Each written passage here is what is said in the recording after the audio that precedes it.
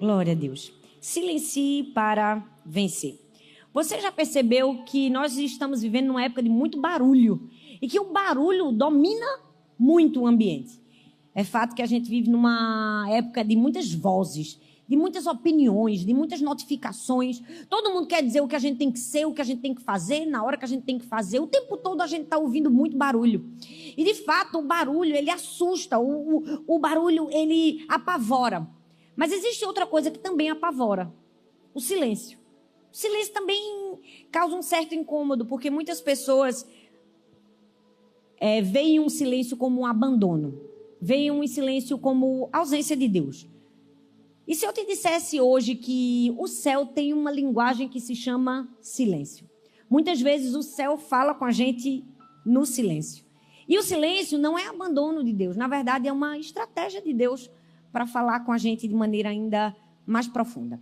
Então hoje eu não quero falar sobre respostas afiadas, não quero falar sobre como ter a palavra certa no momento certo. Hoje eu quero te lembrar que existem batalhas que a gente não vence no braço da carne, que a gente não vence com a nossa força. Existem batalhas que a gente vence com firmeza.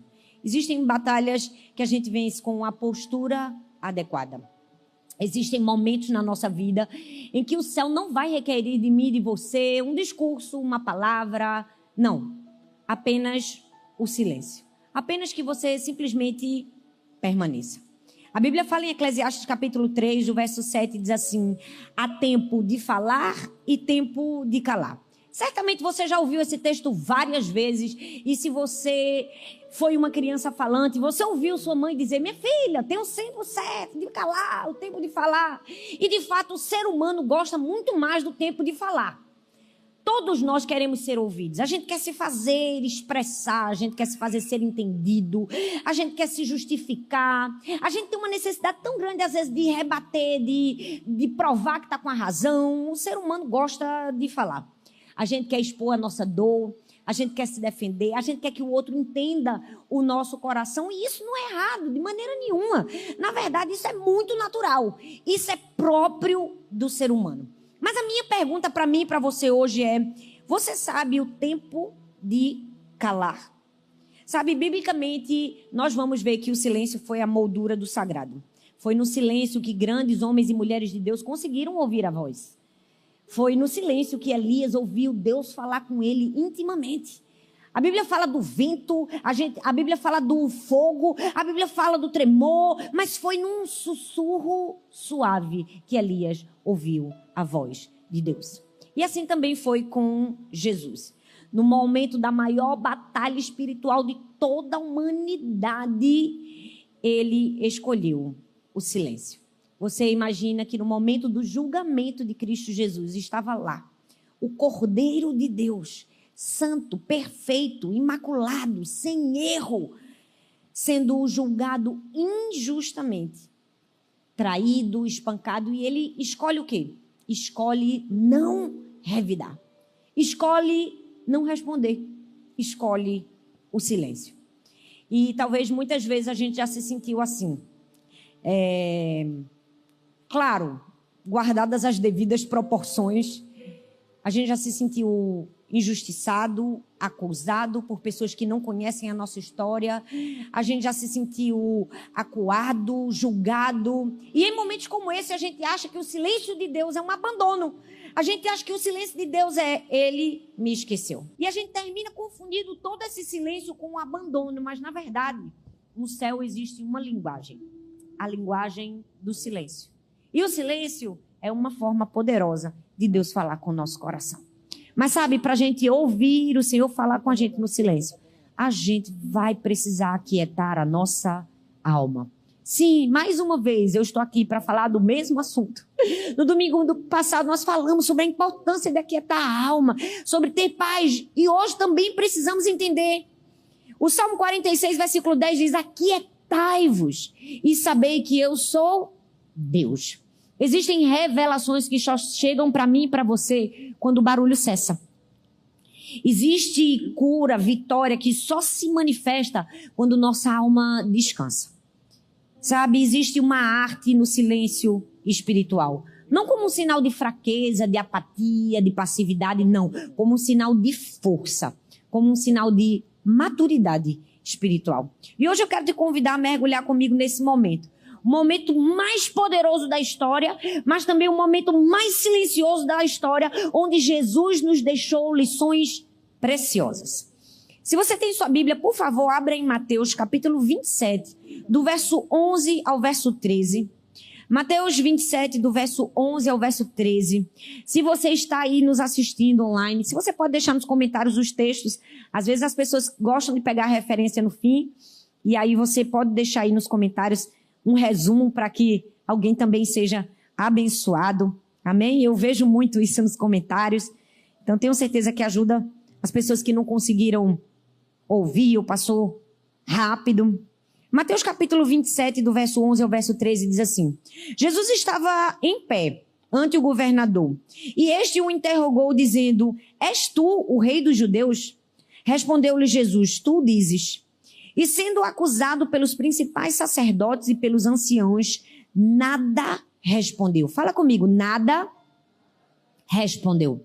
Mas vamos falar com mais força? Nada respondeu. Então lhe perguntou Pilatos: Não ouves quantas acusações te fazem? Uau, esse é um momento de muita dor. Esse é um momento em que Jesus está sendo interrogado. E não somente interrogado, ele está sendo acusado. E o mais lindo é que, no momento de todo esse interrogatório, Jesus nada respondeu. A gente não vê desespero, a gente vê propósito. A gente vê a resposta de alguém que sabia quem era e sabia para onde estava indo. Por isso, tinha tranquilidade o suficiente para, no momento que era preciso, se calar, silenciar. Ele estava num momento difícil, constrangedor, porque, de fato, o propósito de Deus vai nos colocar em algumas posições desconfortáveis. Se alguém te ensinou o contrário, eu sinto te dizer, não é bíblico. Estarmos alinhados ao propósito de Deus vai sim nos colocar em situações desconfortáveis e que nós vamos precisar tomar uma escolha, a escolha da obediência. Era assim que Jesus estava. E aqui a gente vai ver isso. Pilatos pergunta a Jesus, ele interroga Jesus. E é lindo que Jesus não nega, ele nem se defende. Ele confirma com a sobriedade que lhe é peculiar. Sabe, aqui de cara eu já vejo logo uma lição de Jesus para mim e para você. Às vezes algumas explicações, algumas afirmações que nós fazemos não precisam de explicações. Elas só precisam de quê? Clareza espiritual. Já percebeu que a gente tem uma tendência a dar sempre uma explicação? Você vai na igreja hoje? Não vou. Olha, eu não vou porque a gente dá 1 milhão de explicações. O ser humano tem muita dificuldade de fazer uma afirmação sem dar uma explicação. Jesus vem aqui nos mostrar que quando você sabe quem você é e sabe para onde você está indo, clareza espiritual é suficiente. Quando você fica o tempo todo tentando se justificar, fulano falou isso de mim, mas eu sou assim, e tá.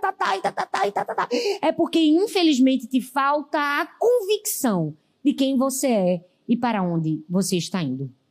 Jesus não se nega, nem se defende. Ele responde com sobriedade. E logo em seguida, nada mais fala. Não era um momento fácil, era um momento de dor, de sofrimento. Jesus estava se vendo sem a presença daquelas pessoas que costumeiramente estavam junto dele. A Bíblia mostra que durante esse tempo que ele esteve na terra, ele era sempre acompanhado de uma multidão.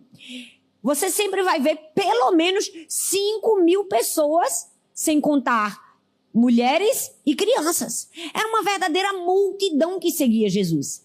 E aqui nós não temos o registro dessa multidão que seguia, que aprendeu, que comeu dos seus milagres, que experimentou de cura, de transformação. Aqui o texto não registra que aquela mulher que tinha um fluxo de sangue que havia sido curada, estava aqui no momento do julgamento de Jesus. A gente não vê os 10 leprosos. Não, a gente não vê aqui registrado o Zaqueu que convidou Jesus para estar na sua casa. A gente não vê o cego Bartimeu que clamou e com muita clemência pediu a Deus uma mudança na sua vida. Até os discípulos que eram os íntimos de Jesus se dispersaram. Sabe o que é isso? A gente vê Jesus diante de um aparente fracasso e todos foram embora. Sabe, às vezes nós vamos experimentar isso na nossa vida. Tem gente que está com a gente quando a coisa está boa. Tem gente que está do nosso lado quando os milagres estão acontecendo, quando a gente está numa situação favorável. Mas agora Jesus estava sendo escárnio público. Agora ele estava sendo julgado diante de muitos.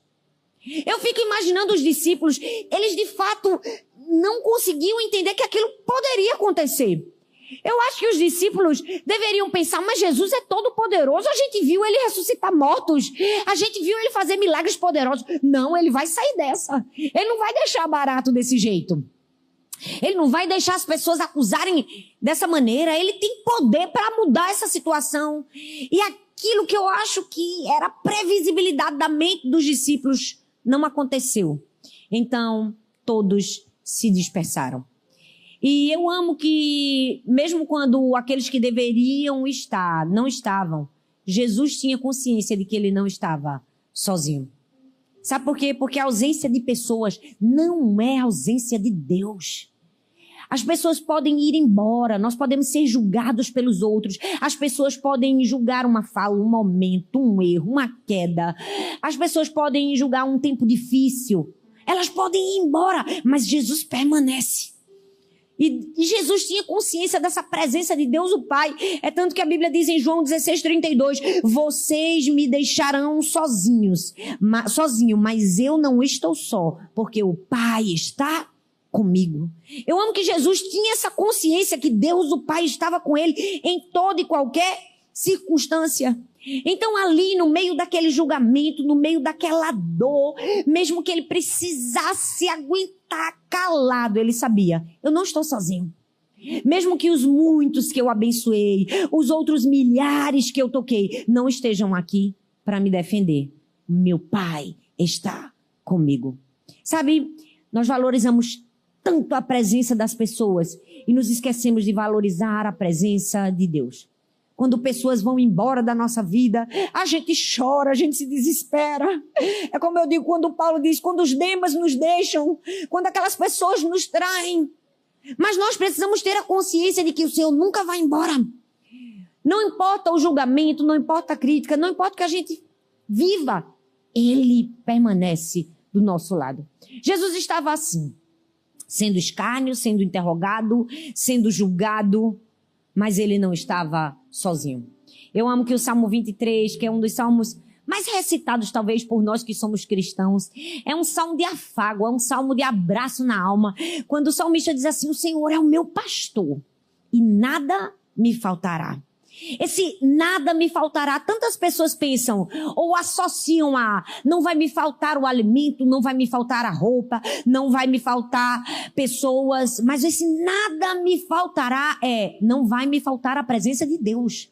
E se não falta a presença de Deus, não me falta nada. Você entende que o Senhor é o nosso pastor e quando Ele é o nosso pastor, nada nos falta, mas não são as coisas, não são as pessoas, não são as vozes, é o próprio Deus. Então se você está aqui, você está enfrentando uma situação difícil, de dor, de julgamento, você precisa entender, seu Pai está com você. E às vezes nós vamos experimentar isso. É só a gente fazer algo que não era esperado. É só a gente se destacar. É só a gente fazer o que é certo. Por quê? Porque a visibilidade, a notoriedade traz consigo o julgamento.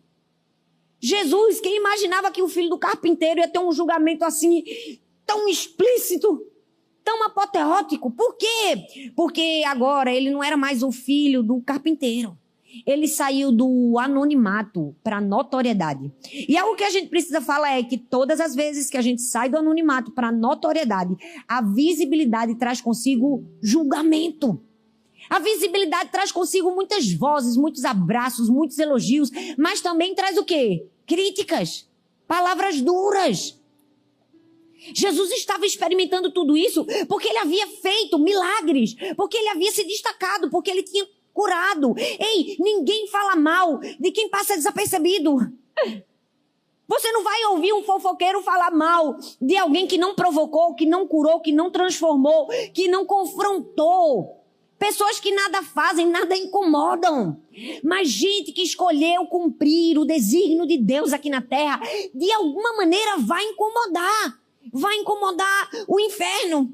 Jesus saiu do canto da carpintaria e começou a mexer em estruturas. E isso trouxe um julgamento ainda maior. E por que eu estou falando isso? Porque eu preciso te dizer, se você pretende ser fiel ao propósito de Deus para a sua vida e sair do canto da carpintaria, se é que você me entende, para mexer estruturas, se você estiver apegado ao desejo de ser aceito, sua vida vai ser muito dura. Você vai enfrentar muito sofrimento. Porque aquele que quer seguir a vontade de Deus, quer cumprir um propósito maior e quer viver esse padrão de Cristo aqui na terra, vai precisar abrir mão do desejo de ser aceito, de ser aprovado. Porque tantas pessoas ficam aqui, nessa mornidão, nada fazem. Por quê? Porque elas não querem essa pressão de ser julgado, de ser colocado o dedo em rosto. Então elas ficam nesse lugar e elas deixam de cumprir a sua missão aqui na terra. É muito fácil você ser apático. É muito fácil você não se posicionar em relação a nada. Você não ganha inimigos, mas também não cumpre seu propósito. Tem tantas pessoas aqui na terra que estão sendo omissas. Porque quando você ouve a voz de Deus e você decide ser um porta-voz dessa voz, certamente você receberá julgamentos. Eu me lembro que alguns anos atrás, eu sempre fui uma voz ativa. E eu sempre fui muito audaciosa, se eu posso assim dizer, corajosa. Até o governador da minha cidade me bloqueou no Instagram. Porque o negócio andava feio, eu pegava meu celular, eu falava do governador, eu falava do prefeito. Quando acontecia uma coisa errada, eu expunha mesmo, eu falava mesmo. E o prefeito se aperreava comigo e me chamava no gabinete e dizia que iria me entrevistar. Eu digo, meu querido, você não está entendendo. Não deixa eu lhe entrevistar, você pode me entrevistar, você pode falar do seu jeito, pode ser dura, bote pressão em mim, eu aguento. Eu digo, meu querido, eu não estou falando de você porque eu gosto de você, não. Eu estou falando de você porque o outro é tão pior que, na possibilidade do outro entrar, eu até estou te defendendo, mas tu não anda na linha não, pra tu ver. Do mesmo jeito que eu falei, eu desfalo. E aí, gente, vocês podem imaginar que eu recebi muitos inimigos. Eu sempre fui uma porta-voz a favor da vida. Eu experimentei a morte. Minha primeira filha morreu. Então, sempre que se falava de uma política pró-aborto, pronto, acabou comigo. Pode ser o Papa, pode dizer que é crente, que é santo, que é consagrado. Falou pró-aborto, falou contra as escrituras. Acabou! Não tem negociata.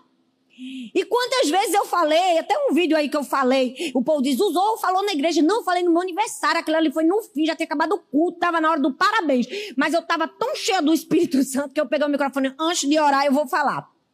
Aí falei, depois quando eu fui ver já tinha 20 milhões de pessoas e eu apanhei no supermercado. Eu andava, fazia feira, logo em seguida, vinha gente que me empurrava. Eu fazia, Milka, vamos sair daqui em nome de Jesus, pelo amor do Senhor. Eu ia em lugar que eu não podia comer a comida no restaurante, porque tinha gente que olhava assim pra mim, tinha gente que trocava meu prato. Por quê? Porque, como diz a Bíblia, aquele que quer viver piedosamente em Cristo padecerá perseguição. Se você quer ser omisso, ok, vai tudo continuar calmo pra você. Mas se você decide cumprir a vontade de Deus, sem desejar ser aceito por todos, aí você vai entender que você vai ser relevante para o reino de Deus.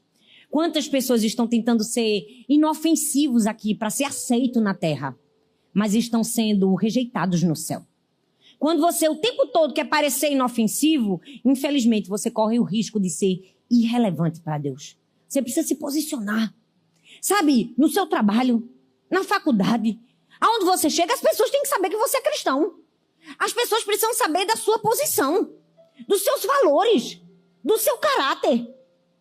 Se você não tem firmeza para falar, infelizmente, você não tem capacidade para suportar o julgamento. Jesus estava ali, sendo julgado. Mas ele escolhe o quê? Ele escolhe o silêncio. É por isso que o segundo tópico que eu vou falar é sobre o silêncio do Cordeiro. Mateus capítulo 27, versículo 14, diz assim: Jesus, porém, não lhe respondeu a palavra, a ponto de ficar o governador muito admirado. De fato, é um grande desafio falar sobre silenciar.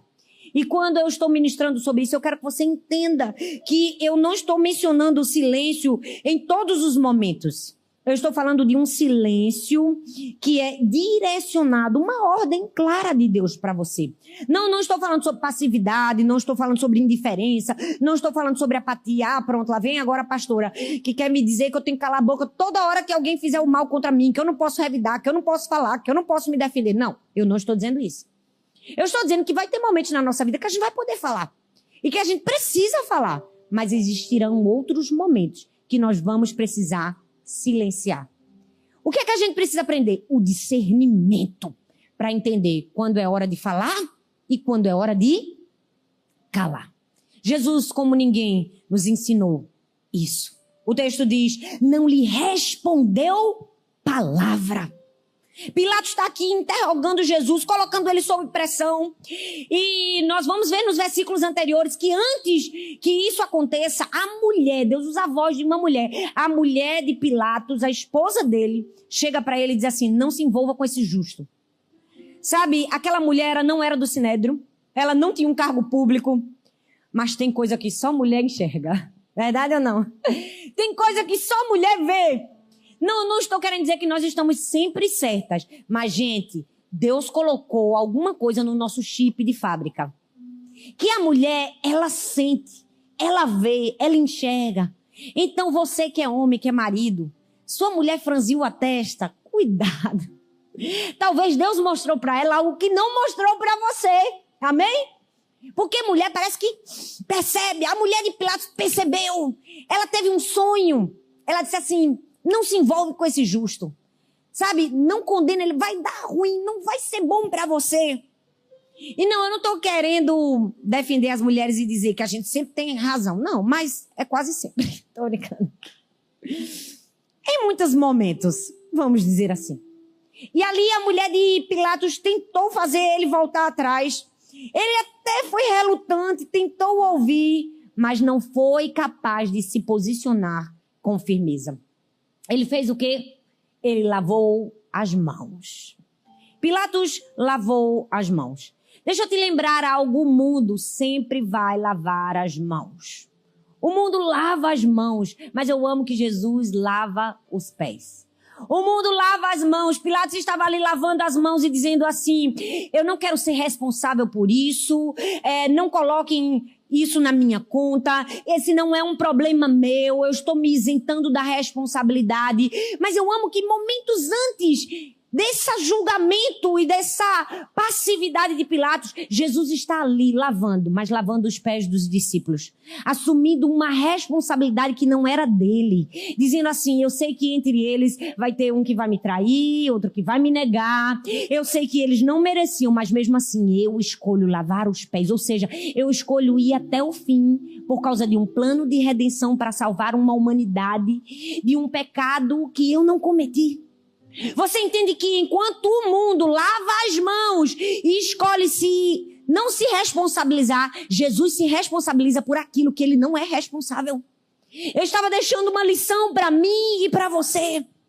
Infelizmente, Pilatos era para ter tomado uma posição, mas ele escolheu a neutralidade. Ele achou que estaria limpo quando lavasse as mãos, mas ele ainda estava sujo da omissão. E tem muitas pessoas que estão sujas porque lavaram as mãos na omissão. Tem momentos da nossa vida que nós não vamos poder responder com neutralidade. Nós vamos precisar tomar uma posição. Eu tenho uma amiga minha que ela é muito engraçada. E como somos amigas, ela já conhece quando talvez eu não esteja no meu melhor dia. E aí ela manda uma mensagem para mim sempre muito engraçada. Ela diz, bora, foi o que aconteceu. Eu sei que tu não estás bem, eu sei que tu estás triste. O que foi que fizeram com você? Pode falar o nome da pessoa, porque tu sabe que por você, eu dou meu réu primário. E toda vez ela fala, meu réu primário tá aqui, Thalita. Quando tu precisar que eu use, eu uso. Aí toda hora ela manda, meu réu primário tá aqui, minha amiga. É engraçado, mas é como se ela estivesse dizendo assim, ó, eu vou na guerra contigo. Eu entro na briga se for preciso. Claro que a gente sabe que é só uma maneira de falar, né? Ela não iria fazer isso. Mas é uma fala de posicionamento. É difícil a gente encontrar pessoas que estão dispostas a lutar as nossas guerras. As pessoas querem viver na neutralidade. Elas querem ser imparciais. Elas querem ser Pilatos. O mundo está cheio de Pilatos. De gente que sabe que está fazendo o que está errado, mas, ó, está lavando as mãos. Tem gente que deixa o outro falar mal da igreja, fala mal do irmão, fala mal do amigo, fala mal do pastor e fica, mas ele é meu amigo porque você é um Pilatos. Você está lavando as mãos na omissão, irresponsável. Permite. Tem gente que acha que é comum. Eu posso ser amigo desse e desse, sendo que esse odeia esse, e eu deixo ele odiar esse e fica por isso mesmo. Eu escuto a reclamação de cada lado e passa. A Bíblia diz que o morno no Senhor vomita. Aquele que não tem capacidade de se posicionar diante do que é certo, ó, causa náuseas. Nós precisamos tomar um posicionamento. A gente não foi chamado para neutralidade, não. Meu querido, se você não anda de acordo com os meus princípios, se você não ama Jesus como eu amo, se você é alguma pessoa que o tempo todo chega junto de mim para me contaminar, para contaminar minha mente, para falar mal de um, de outro, eu preciso te dizer, ou você escolhe ser tratado por Deus, ou eu não vou andar do seu lado, porque eu não sou uma pessoa apática, eu não sou Pilatos. Eu escolhi de que lado eu estou. Mas as pessoas não querem mais escolher o lado. Por quê? Porque elas querem uma vida morna. A minha pergunta para mim e para você hoje é, você tem lavado as mãos para parecer que está certo? Ou você escolheu se ajoelhar e lavar os pés para, de fato, fazer o que é certo? Existe uma grande diferença entre fazer algo para parecer que está sendo bonito e escolher fazer o que, de fato, é preciso ser feito. Jesus fez o que ele precisava fazer. Sabe, não tente sair limpo quando você vai estar diante de uma posição que exige coragem. Se for preciso desagradar, que desagrade. Quantas vezes eu já desagradei tantas pessoas? Eu já desagradei muitas pessoas. Que vinham falar, eu digo, vamos mudar de assunto. Eu tentei ser educado da melhor maneira, mas se a pessoa insiste, eu vou dizer, olha, desculpa, não dá para eu permanecer nessa conversa. A pessoa pode ficar constrangido, pode ter vergonha. Eu vou corromper quem eu sou. Não.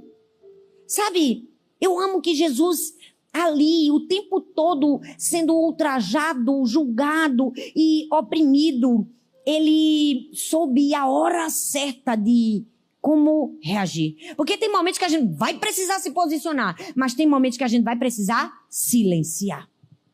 E sabe, existem momentos na nossa vida que o que vai impressionar o nosso inimigo, se é que você me entende, não é o nosso discurso, não é a nossa defesa, não é a nossa justificativa. O que vai impressionar o nosso inimigo é o nosso silêncio.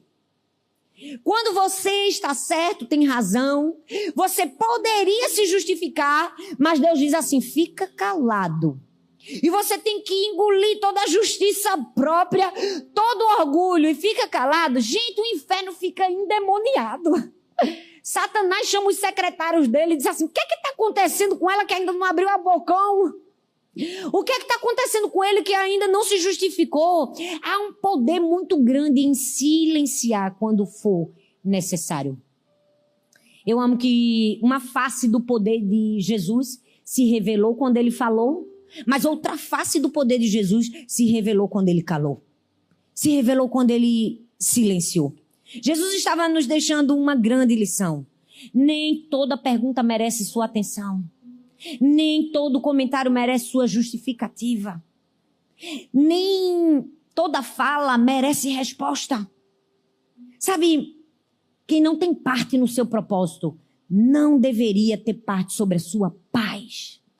Quem não tem parte com aquilo que Deus te chamou, não deveria ter poder de arrancar a sua paz. Nós precisamos entender, a gente não precisa entrar em toda a discussão. Tem momentos que a gente vai precisar silenciar. Mas hoje em dia é tão difícil isso. A gente vive num mundo que todo mundo quer se defender. As pessoas querem se defender no grupo do WhatsApp da família. Se alguém disse que comeu o último pedaço de bolo e a pessoa se sentiu ofendida, não, porque toda vez sou eu. Só faça isso quando fui eu que comi o bolo, porque na semana passada... Gente, o mundo está doente. É uma necessidade de se justificar, verdade ou não? Tem momentos que você vai ter que escolher a sua paz. Por que você tem que estar o tempo todo querendo mostrar para o outro que você está certo, se aquela pessoa nem acredita em você, nem acredita na sua identidade, nem no seu chamado, você está perdendo tempo com quem? Eu mesmo não perco tempo. A pessoa quer me odiar, eu digo, rapaz, continue aí. Eu vou ficar e investir meu tempo com quem quer crescer. Debater com o inimigo. Mas a gente é imbuído dessa sensação de querer dar uma resposta. E às vezes, nesse desejo de resposta, a gente termina corrompendo quem nós somos. A gente escuta tanto barulho que a gente termina fazendo o que os outros mandam a gente fazer. Então não perca a sua essência, não. As pessoas vão falar. Olha, não corte seu cabelo, não mude sua roupa, não vista não corrompa a sua essência. Se isso não for um plano de Deus para você. Gente, eu tenho mais de 20 anos de ministério, imagina, 20 anos. São 22 anos, 23 eu acho agora. E 23 anos não são 23 dias. Se eu contasse todas as histórias e tudo que eu já ouvi, tudo que já falaram aqui, eu ficava bem umas 2 semanas com vocês e fazia vigília. Esses dias eu me lembrei de uma coisa bem simples, quase nada, de várias coisas que eu já ouvi. Mas eu fui sexta-feira, eu saí, eu coloquei uma blusa que eu gosto, uma batinha bem bonita de renda, e eu tenho ela há muitos anos. Deve ter pelo menos uns 10 anos. Sabe aquela roupa que você nunca passa adiante, porque você gosta tanto, e você usa, e ela tá novinha? Pois bem. Eu coloquei a roupa, e quando eu saí, eu encontrei com o Fabi fez, pastora, que linda sua blusa. E eu ri, gente, mas eu ri. E aí eu fui no salão e Maria disse, que linda sua blusa. E cada pessoa que me via dizia, que linda sua blusa. E cada vez que a pessoa elogiava, que linda sua blusa, mais eu ria.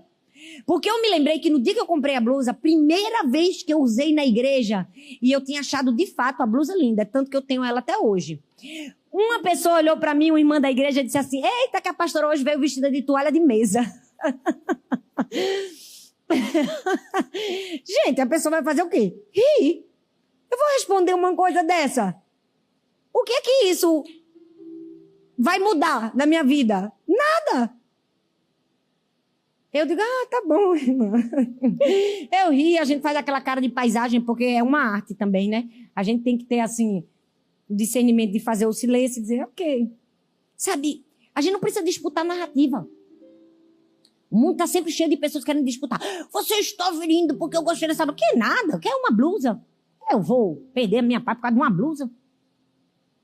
Sabe, nós precisamos fazer a vontade de Deus e silenciar, porque o silêncio é admirável.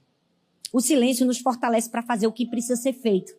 Sabe quando você cala? Gente, é um exercício maravilhoso. Quando a sua vontade é falar, mas você não fala, você se abstém, é um grande treinamento de Deus. Ele está te treinando para frutificar, florescer em terrenos inóspitos. Jesus aqui foi o cordeiro de Deus, mudo. Aqui não era mais o leão rugindo, agora aqui era o cordeiro, mudo, indo para o matadouro. E o cordeiro que o salmista conhecia, o cordeiro que existia no Oriente Médio, na região do Oriente Médio naquela época, era o cordeiro auace. Esse cordeiro que vai aparecer bem aqui atrás do nosso telão, porque graças a Deus agora a gente tem um telão. Esse não é um cordeiro comum. Esse é um cordeiro que tem uma natureza em comum. É um tipo de cordeiro que ele é criado em clima extremo. Suporta calor intenso. Suporta a escassez. E sabe o que é lindo? Esse cordeiro aqui, quanto menos ele tem, mais resistente ele fica. Eu não sei se vocês estão entendendo onde eu estou querendo chegar, mas é exatamente nesse lugar aí. Quanto menos tem, mais resistente fica.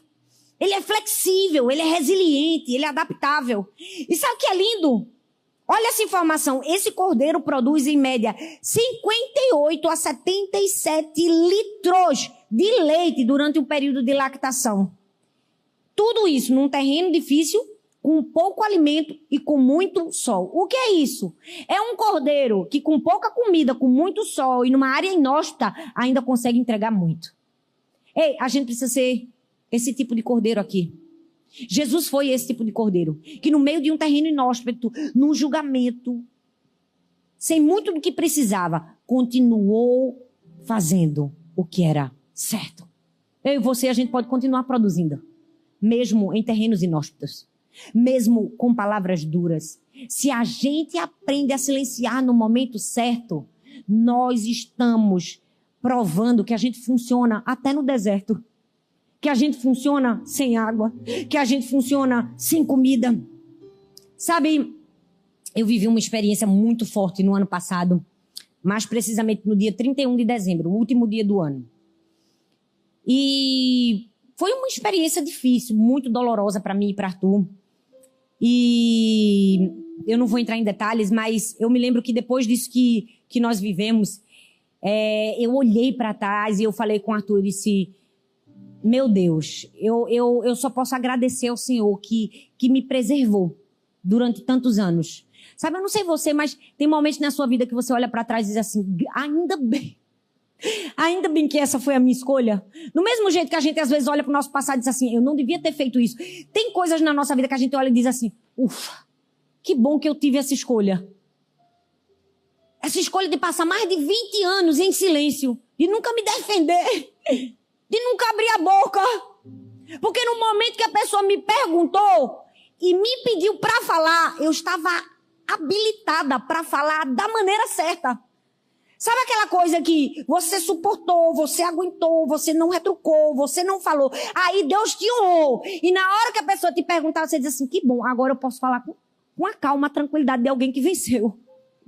Talvez se eu tivesse falado, se eu tivesse, sido movida por emoções, eu teria falado de uma outra maneira. Com muita tristeza, com muita amargura. Deixa eu te dizer, Deus vai nos colocar em situações para provar o nosso coração. Ele vai nos colocar em situações para provar a nossa capacidade de silenciar quando tudo dentro de nós quer gritar. Deus vai nos colocar em situações em que diz assim: eu quero saber se você tem a capacidade de escolher se manter em silêncio e sofrer o dano para deixar que eu seja o seu juiz. E não existe nada melhor na vida do que deixar Deus nos defender. Do que escolher a defesa do próprio Deus. Às vezes, o que a gente esperava não vai acontecer, o perdão não vai vir, mas a gente tem a consciência de que a gente fez o que é certo. E que a gente está colhendo os frutos, mesmo num terreno inóspito. O silêncio nos fortalece a fazer o que é feito.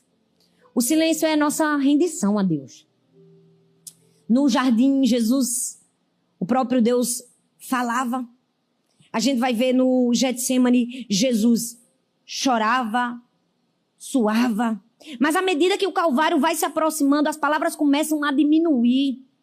Por quê? Porque agora não era mais o leão que precisava rugir. Agora era o cordeiro que precisava se entregar. À medida que Jesus ia chegando mais próximo do seu propósito, ele não rebateu Pilatos, ele não rebateu a zombaria, ele não gritou, ele não esperneou, ele não se defendeu. Por quê? Porque ele se deixou conduzir sabiamente como um cordeiro mudo. Porque ele sabia o que precisava ser feito. E ele fez até o fim. Essa é a teologia do silêncio. Eu preciso te dizer, ela é tão bonita de falar, mas tão difícil de viver. Só Deus e quem já precisou engolir palavras sabe a dor que é. Só Deus e quem precisou silenciar durante muitos longos anos e períodos sabe como é difícil. Mas deixa eu te dizer, sabe, o silêncio não é inatividade. Às vezes, quando a gente está passando por uma situação difícil, a gente está em silêncio, a gente não ouve nada de Deus, a gente acha que Deus está inativo, que Ele não está fazendo nada. Porque é perturbador muitas vezes. Deus olha para Abraão e diz: sai da tua terra, da tua parentela e vai para uma terra que eu te mostrarei. Mas Ele não fala nada mais. Deve ser muito difícil obedecer uma ordem quando se não se tem explicações. Mas deixa eu te dizer, Deus não precisa nos dar explicações. O nosso relacionamento com Deus não é baseado em explicações. Deve ser baseado em confiança. em certeza que no silêncio dele não existe inatividade. Deus estava dizendo para Abraão, vai, mas deixa comigo que eu ainda estou trabalhando. Jesus olhou para aqueles homens e disse assim, esse templo aqui eu posso destruir em 3 dias e reconstruir em 3 dias, mas não deu mais nenhum detalhe. Eu fico imaginando como isso, essa matemática. Porque Jesus não necessariamente tinha que dar explicações. Por que que o ser humano é tão apegado a explicações? A gente quer que Deus fale e quer que diga como vai ser, verdade ou não? Mas eu amo que ali, no meio do sofrimento do povo de Israel no Egito, Deus não estava falando nada, mas ele estava preparando Moisés para ser o grande líder libertador. Às vezes Deus está em silêncio, mas nunca está inativo.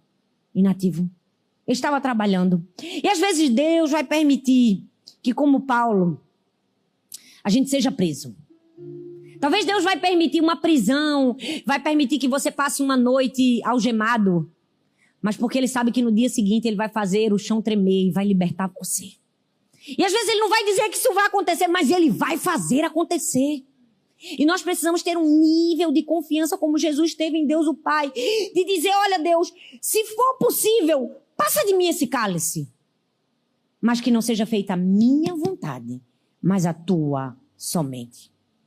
A teologia do silêncio não é fácil, mas é necessária. Às vezes Deus vai estar em silêncio. A coisa difícil é a gente orar e perguntar, Deus, dá um sinal aí para mim. E tudo que a gente tem é silêncio absoluto.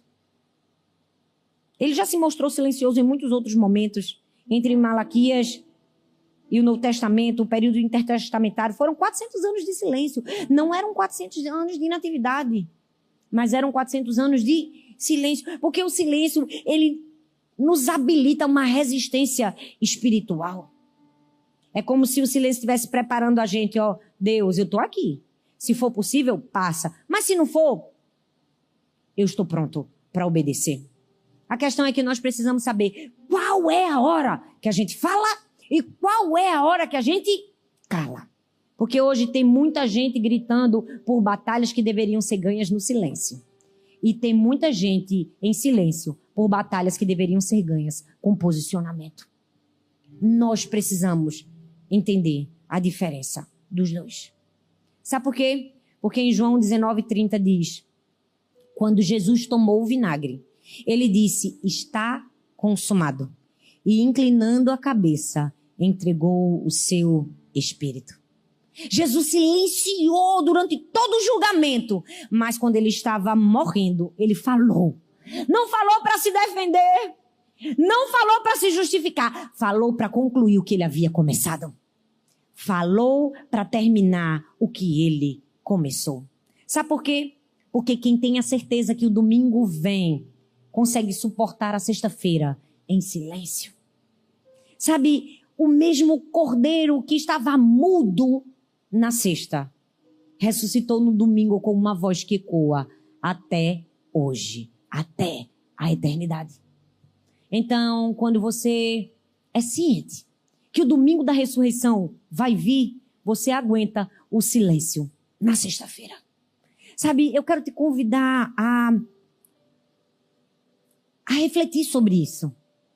E a orar e pedir, Senhor, me dá esse discernimento de entender quando eu devo falar e quando eu devo calar. De entender, de fato, qual é o momento que eu devo abrir mão da verdade. Abrir mão da justiça própria para cumprir o teu propósito aqui na terra. Entendendo que eu nunca estarei sozinho. Eu queria terminar com uma história, uma linda história. Uma história real de uma missionária chamada Ellen Roosevelt. Ela era uma missionária, uma médica no Congo. E ela entregou sua vida para servir a Jesus. E ela vivia ali naquele lugar tão inóspito, cuidando de homens, de mulheres, de crianças. E ela entregou a sua vida como médica para aquela população. Mas a história conta que alguns rebeldes tomaram a vila que ela servia como missionária. Pegaram aquela mulher e outras missionárias e espancaram. Deixaram elas quase mortas no chão, humilhadas. E depois de tudo isso, quando ela conseguiu suportar e vencer e permanecer viva, uma pessoa disse assim: como você conseguiu sobreviver diante de tudo que você passou? Olha a resposta que essa missionária deu. Ela disse: no momento em que tudo aconteceu, eu não ouvi nenhuma palavra do céu. Eu não senti nada, mas eu sabia que ele estava comigo. Porque nem sempre Deus se manifesta como um trovão. Às vezes, ele se manifesta como uma presença silenciosa. Eu não precisei gritar, eu só precisei continuar. E naquele dia, o meu silêncio se tornou o meu maior grito de fé. Deus está nos convidando a vivermos uma vida em que o nosso silêncio vai ser o grito mais alto da nossa fé, da nossa devoção e da nossa obediência a Deus. Deus está nos convidando a silenciar quando for preciso, a fazer a escolha certa, a fazer a escolha acertada, a suportar o silêncio e a dor da sexta-feira, entendendo que o anúncio do domingo está por vir. Você pode ficar em pé no seu lugar. Sabe, a história de Jesus, a sua morte e a sua ressurreição deve ser sempre para nós um motivo de lembrança. Deve ser sempre para nós um motivo de gratidão. Porque tendo tudo para dizer não, ele disse sim. Porque tendo tudo para escolher a vida, ele foi em direção à morte por amor a mim e a você. Sabe, talvez se fôssemos eu e você, a gente não suportaria tamanha pressão. A gente faria, a gente falaria, a gente se defenderia, a gente buscaria os nossos meios, a gente ia encontrar um amigo, um network, um advogado, alguma coisa. A gente ia procurar alguém para nos defender. A gente ia chamar uma mãe, um pai, um marido, como nós costumeiramente fazemos quando somos julgados. Mas Deus está tentando nos levar a um nível de maturidade nele e a entender: agora não é a hora. Agora é a hora de silenciar. Porque no nosso silêncio a voz de Deus ecoa mais alto. Porque o nosso silêncio fala. Na verdade, o nosso silêncio grita. Sabe, talvez você está aí esperneando, falando, retrucando. Deus está te dizendo: não é desse jeito que você vai ganhar essa batalha. Existem batalhas que são ganhas no silêncio. Existem guerras que nós só vamos vencer quando nós escolhermos obedecer 100% a voz de Deus para a nossa vida. E talvez você está aqui e você falhou, porque você falou quando não deveria. Deus está te dizendo: hoje é um caminho de retorno. Por quê? Porque eu silenciei por amor a você. Jesus silenciou por amor a mim e a você. Oi, eu estou muito feliz que você tenha chegado até aqui. Obrigada por assistir até o fim essa mensagem. Eu espero que ela tenha sido uma bênção na sua vida. Eu tenho mais um convite para você. Compartilhe essa palavra com outras pessoas e que ela também seja vida e encorajamento para outras pessoas. E não se esqueça, eu vou deixar aqui nessa tela mais 2 indicações de mensagens para você assistir. Tenho certeza que continuar aprendendo vai te ajudar a chegar no propósito de Deus para a sua vida. Um grande beijo no seu coração e Deus abençoe.